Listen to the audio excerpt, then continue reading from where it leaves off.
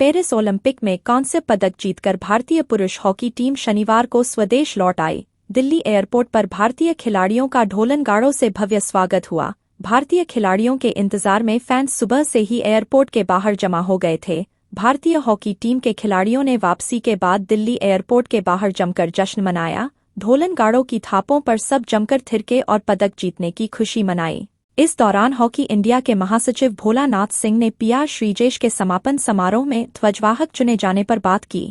बता दें कि भारत ने 1980 में मॉस्को ओलंपिक के बाद से इन खेलों में अब तक स्वर्ण नहीं जीता है। प्रधानमंत्री नरेंद्र मोदी आज केरल के वायनाड के दौरे पर हैं। प्रधानमंत्री भूस्खलन प्रभावित वायनाड में हालात का जायजा ले रहे हैं।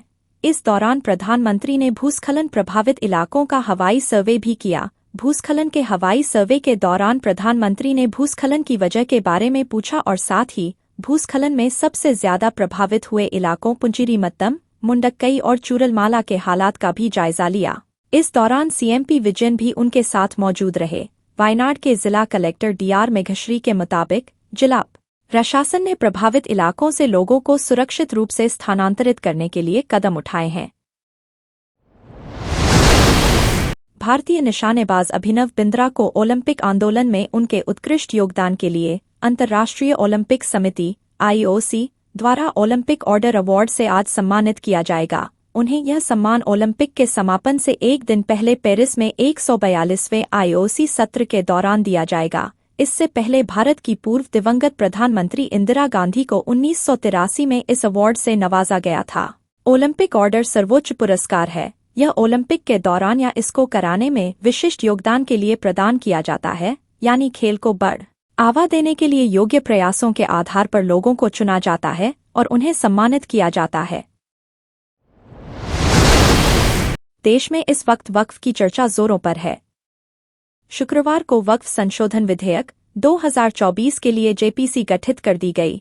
इससे पहले संसद में गुरुवार को वक्फ संशोधन विधेयक पेश किया गया। कांग्रेस और सपा समेत कई विपक्षी दलों ने इस विधेयक का विरोध किया। वहीं सरकार ने कहा कि इस विधेयक के जरिए वक्फ बोर्ड को मिली असीमित शक्तियों पर अंकुश लगाकर बेहतर और पारदर्शी तरीके से प्रबंधन किया जाएगा।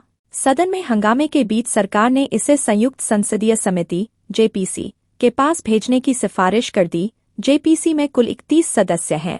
इनमें लोकसभा के 21 और राज्यसभा के 10 सांसद शामिल हैं। लोकसभा में भारतीय वायुयान विधेयक को मंजूरी मिल गई है। इस दौरान विभिन्न विपक्षी सदस्यों के संशोधन प्रस्तावों को खारिज कर दिया गया। लोकसभा ने विमान के डिजाइन, निर्माण, रखरखाव, संचालन और बिक्री सहित विमानन उद्योग के विभिन्न पहलुओं को विनियमित करने के प्रावधानों वाले भारतीय वायुयान विधेयक 2024 को शुक्रवार को ध्वनिमत से पारित कर दिया। यह 90 वर्ष पुराने विमान अधिनियम 1934 की जगह लेगा। इससे विमानन क्षेत्र में कारोबार को और सरल बनाने में मदद मिलेगी। नायडू ने बताया कि सरकार शिकायतों के समाधान के लिए एक ऑनलाइन प्रणाली शुरू करने की योजना बना रही है।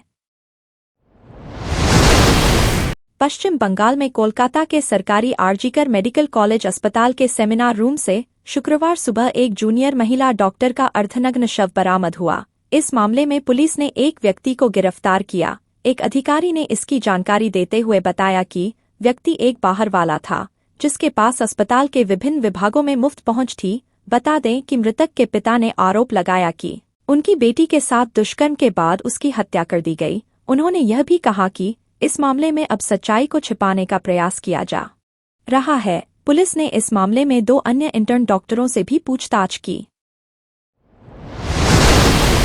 राजधानी दिल्ली अब रहने लायक नहीं रह गई है। दिल्लीवासी प्रदूषण के चलते साफ हवा में सांस लेने के लिए बरसों से तरस ही रहे हैं।